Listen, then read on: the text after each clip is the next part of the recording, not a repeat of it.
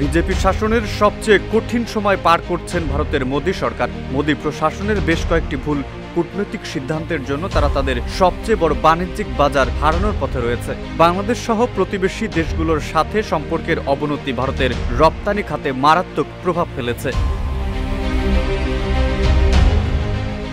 বাংলাদেশের সরকার পতনের পর থেকেই ভারত তাদের অন্যতম বৃহৎ রপ্তানি বাজার হারাতে চলেছে। আওয়ামী লীগের শাসনামলে শেখ হাসিনার সরকার ক্ষমতায় টিকে থাকতে ভারতকে সব রকম সহযোগিতা করে এসেছে, কিন্তু গণঅভ্যুত্থানের মুখে হাসিনার সরকারের পতনের পর ভারতের আধিপত্যের বিরুদ্ধে রুখে দাঁড়াতে শুরু করে দেশের জনতা। ফলে ভারত তাদের অন্যতম বড় বাণিজ্যিক বাজার হারাতে শুরু করে। বাংলাদেশ থেকে ভারত প্রতি বছর প্রায় 1.6 বিলিয়ন বা 1600 কোটি ডলার রেমিটেন্স পেয়ে থাকে।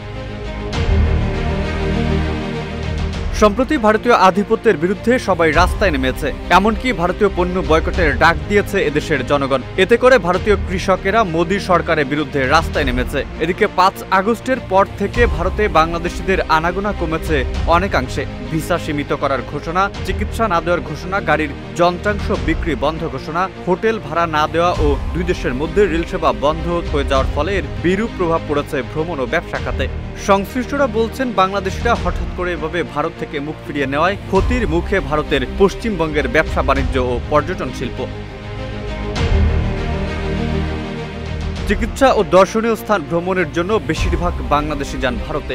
জানা গেছে, বছরে প্রায় 24,70,000 বাংলাদেশি চিকিৎসা এবং ভ্রমণের জন্য ভারতে যান, যার মাধ্যমে বছরে প্রায় বাংলাদেশ থেকে 50,000 কোটি টাকা ভারতীয় অর্থনীতিতে যোগ হয়। ভারতের রেমিটেন্স যাওয়ার দিক থেকে বাংলাদেশের অবস্থান চতুর্থতম। এদিকে হঠাৎ করে দেশের অর্থনীতির পতন হওয়ায় চিন্তিত মোদী সরকার। অন্যদিকে মোদীর বিরুদ্ধে রয়েছে বিরোধী মত দমনের মতো গুরুতর অভিযোগ। ভারতের রাজনৈতিক দল থেকে শুরু করে সাধারণ জনগণ অনেকেই রাস্তায় নামতে শুরু করেছে মোদীর বিরুদ্ধে। দিল্লির রাস্তায় রাস্তায় মোদী বিরোধী পোস্টার এঁটে দিয়েছে সেদেশের জনগণ।